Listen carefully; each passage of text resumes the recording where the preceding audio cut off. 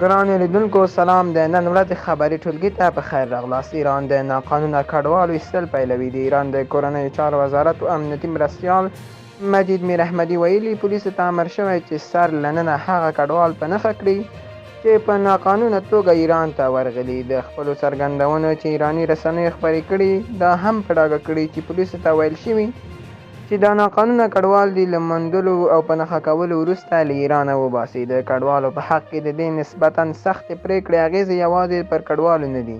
د ایران د کورنیو چارو وزارت مرستیال ټینګار کړی چې سر له ننه به هغه کسان له 3 تر 6 میاشتو په زندان محکومیږي چې ناقانونه کډوال یې ګمارلي وي. یوازې دا نه بلکې دا کسان نقدي هم جریمه کیږي. میر احمدي په دې اړه ویلي دا کسان به د هغو پیسو 5 برابره جریمه ورکوي چې په یوه ورځ کې ناقانونه کارګر ته ورکول کیږي. څو ورځې وړاندې د ایران تصنیم خبري اژانس د دغه هیواد د کورنیو چارو مرستیال وزیر میر احمدي له قوله لیکلي و چې د دوی د ارزونې له مخې ایران کې د 4.3 میلیونه او 4.5 میلیونه ترمنځ قانوني او ناقانوني افغان کډوال اوسېږي.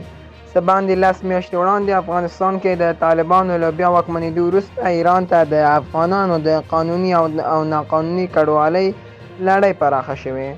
د رسنیزو رپوټونو له مخې اوس هم هره ورځ ګڼ شمېر افغانان هڅه کوي چې له ناقانونه لارې ایران ته لاړ شي، چې ځینې هلته پاتې کېږي او ځینې بیا نورو هیوادونو ته مخه کوي.